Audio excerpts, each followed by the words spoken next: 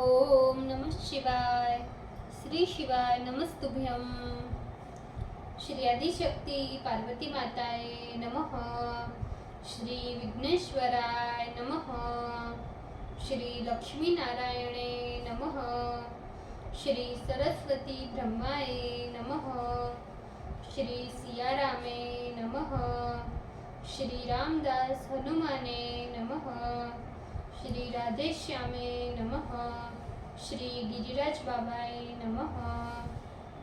हे शिवजी, તમારી કૃપાથી હું આ શિવ પુરાણ વાંચી રહી છું અને મારી મમ્મી અને તમામ શ્રોતા શિવ પુરાણ સાંભળી રહ્યા છે. અમે બધા શિવ પુરાણનું જ્ઞાન પ્રાપ્ત કરી શકીએ એટલી શક્તિ પ્રદાન કરજો અને શિવ પુરાણનું તેજ સહી શકીએ એટલી ક્ષમતા પ્રદાન કરજો.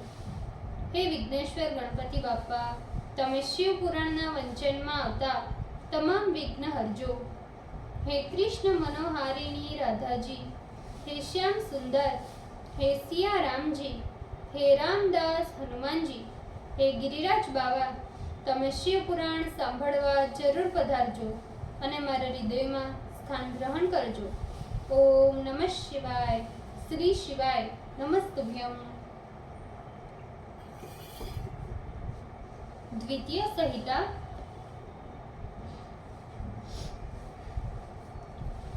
अष्टादशो अध्याय, पेज नंबर 269। यमदूतों से शिव गणों का संवाद और गुण निधि का कैलाश गमन। ब्रह्मा जी बोले, इस वृत्तांत को सुनकर गुण निधि ने अपने तथा अपने भाग्य की घोर निंदा की. पुनः वह दीक्षित का लड़का किसी की ओर बिना देखे ही घर से बाहर चला गया. कुछ काल तक कुछ दूर चले जाने पर यज्ञ दत्त का वह लड़का गुण निधि एकाएक किसी स्थान पर रुक गया. घर से त्याग दिए जाने के कारण उसका उत्साह नष्ट हो चुका था. वह सोचने लगा कि हाय, अब मैं कहाँ जाऊं और क्या करूं? मैंने विद्या का अभ्यास नहीं किया और न तो मेरे पास प्रचुर धन है. देशांतर में तो वही सुख पाता है जिसके पास कोई धन हो. धन में चोर का भय अवश्य रहता है, किंतु ऐसे विघ्न तो सर्वत्र होते ही रहते हैं. हाय, याजक के कुल में जन्म लेकर भी मुझे इस प्रकार का व्यसन क्यों लग गया? अहो, विधि का विधान बलवान है, जो भविष्य में होने वाले कर्म के साथ पुरुष का योग कराता रहता है. मैं भिक्षा मांगना भी नहीं जानता और न तो यहाँ मेरे जान पहचान का कोई है. मेरे पास कुछ धन भी नहीं है. अब मैं किसकी शरण जाऊं? मेरी रक्षा कौन करेगा?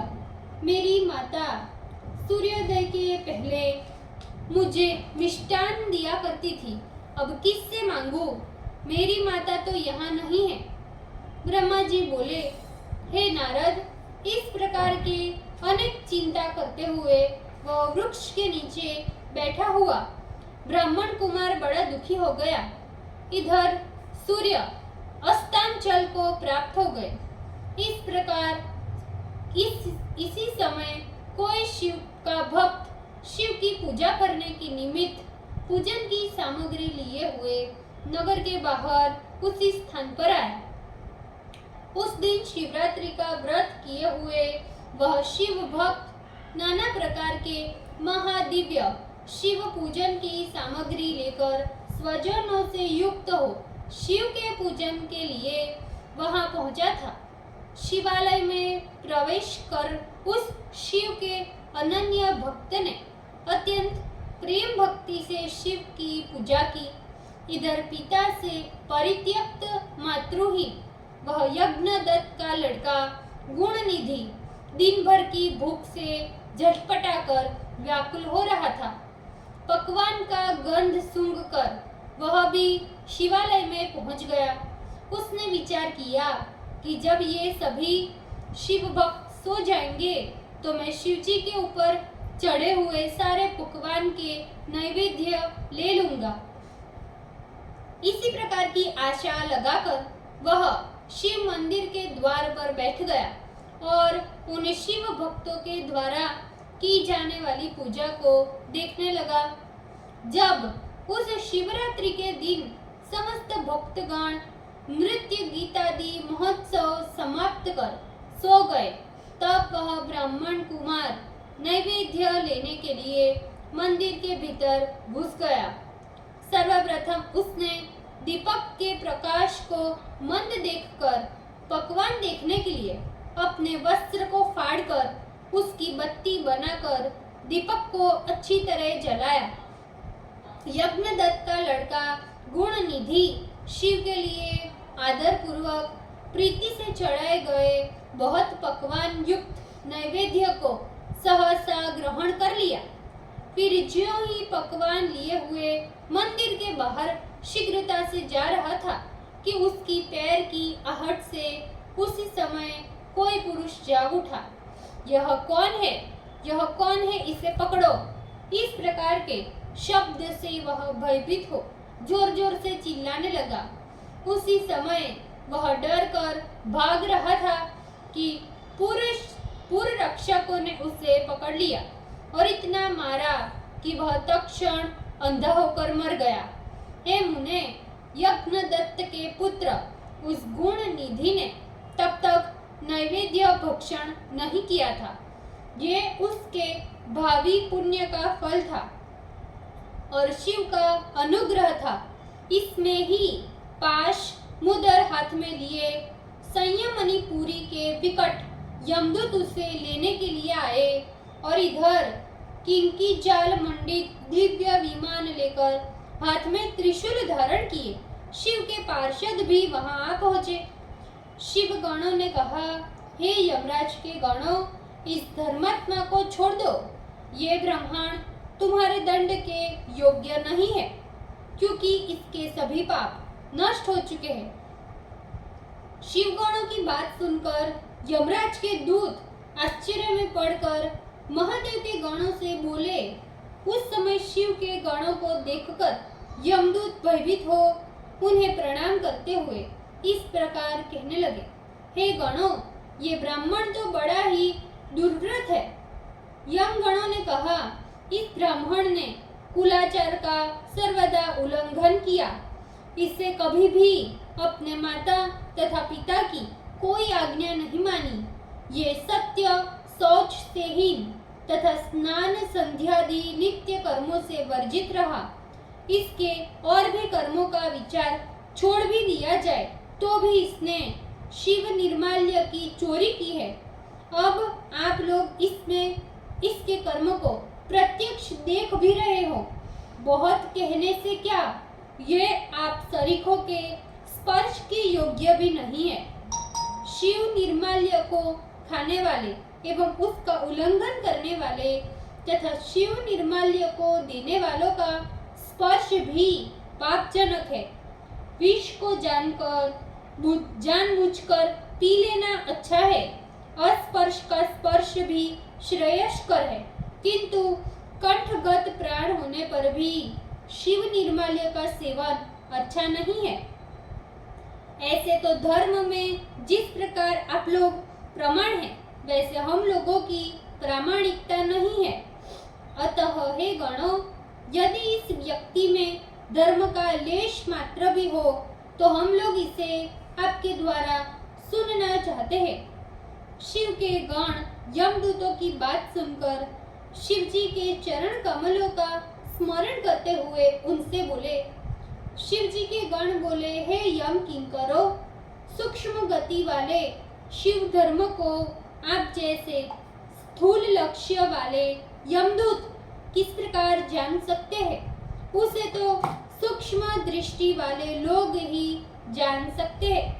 हे गणों, इस यज्ञदत्त के पुत्र गुण निधि ने जो जो पुण्य कर्म किया है उन्हें सावधानी से सुनो। इसने शिवलिंग पर पड़ने वाली दीप छाया को दूर किया, अपने वस्त्र के द्वारा बत्ती बनाकर रात में दीपक जलाकर उसे शिवलिंग पर प्रकाश किया। ये सारा दूसरा पुण्य हुआ। इसने शिव पूजा के बहाने शिव नाम ग्रहण करने वालों के मुख से शिव नाम का स्मरण किया।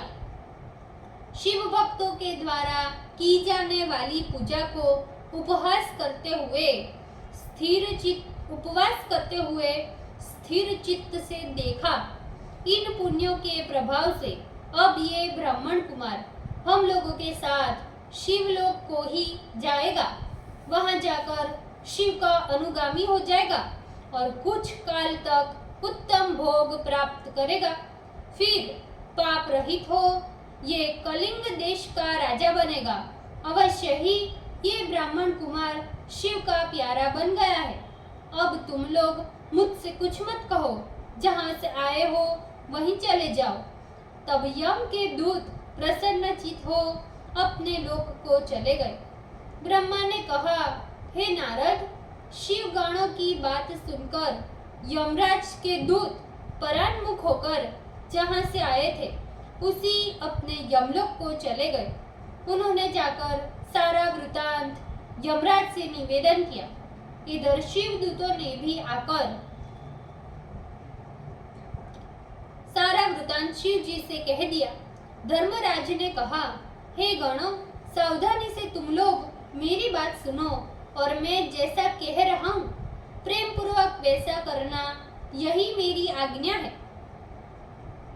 हे गणों, इस संसार में जो श्वेत विभूति से त्रिपुंड धारण करते हैं, तुम लोग उन्हें छोड़ देना, उन्हें हमारे पास कभी भी मत लाना। हे गणों, जो श्वेत विभूति से उद्वलन यानी सूखी विभूति से अंग में लेप करते हैं, उन्हें भी छोड़ देना। मेरे लोक में कभी मत लाना। चाहे जिस किसी भी कारण से जो शिव का वेश धारण करता है, उन्हें भी छोड़ देना, उनको कभी हमारे पास मत लाना। हे गणों, जो रुद्राक्ष धारण करते हैं अथवा जटा मंडल धारण करते हैं, उन्हें भी छोड़ देना, मेरे पास कदापि मत लाना। जो जीविका के निमित्त भी शिव वेश धारण करते हैं, उनको भी छोड़ देना, मेरे पास मत लाना।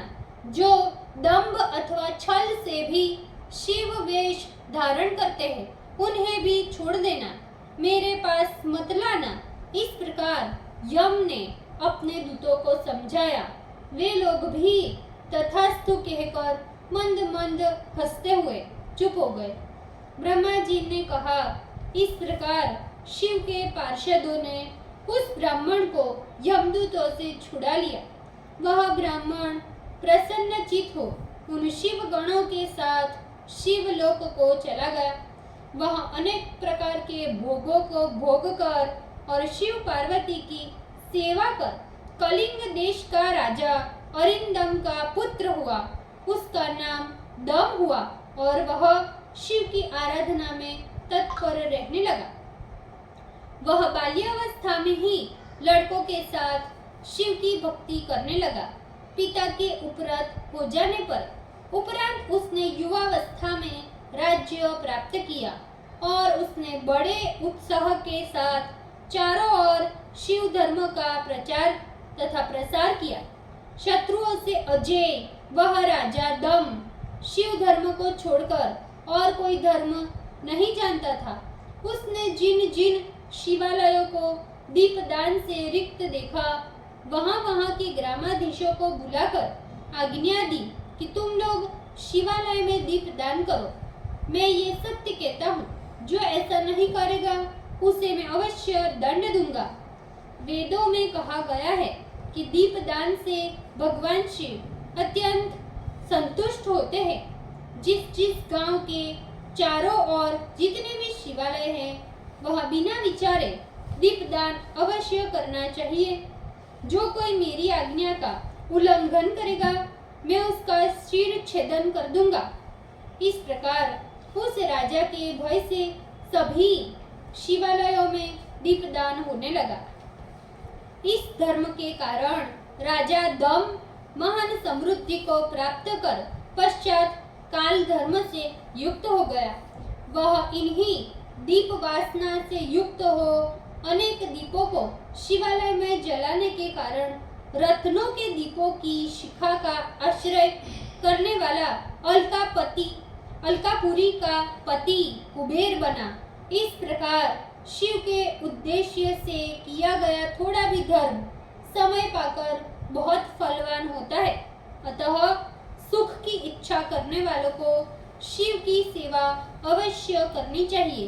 हे मुनीश्वर, देखिए, सर्वधर्म से रहित यज्ञदत्त का पुत्र जो देवयोग से धन चुराने के लिए गया, कहाँ स्वार्थ सिद्धि के लिए बत्ती का प्रकाश कर शिव के मस्तक पर अंधकार दूर करने वाला, उसका पुण्य कहाँ, जिसके प्रभाव से कलिंग देश का राजा बनकर शिव धर्म से उसके प्रेम करने की बात कहाँ, और मनुष्य जन्म में जन्म लेकर शिवदीप की वासना से वाशितांतकरण होने के कारण शिवालयों में दीप जलाकर उसे प्राप्त हुई कुबेर जैसे दिक्पाल की पदवी कहाँ, जिसे आज भी वह अलकापुरी का राज्य करते हुए भोग रहा है। हे नारद, मैंने यज्ञदत्त के पुत्र गुणनिधि का शिव संतोषकारक सारा चरित्र सुना दिया, जिसके सुनने मात्र से मनुष्य की सारी कामनाएं पूर्ण हो जाती है। यही गुणनिधि कुबेर बनने के पश्चात जिस प्रकार से शिव की मित्रता को प्राप्त हुआ, उसे अब मैं कहता हूँ। हे तात, सुनो। ओम नमः शिवाय। श्री शिवाय नमस्तुभ्यम। भूल चूक माफ करजो शिवजी, कृपा રાખજો। આજના શિવ પુરાણના વંચનનું પુણ્ય મને પ્રદાન કરજો શિવજી। ઓમ નમઃ શિવાય। શ્રી શિવાય નમસ્તુભ્યમ।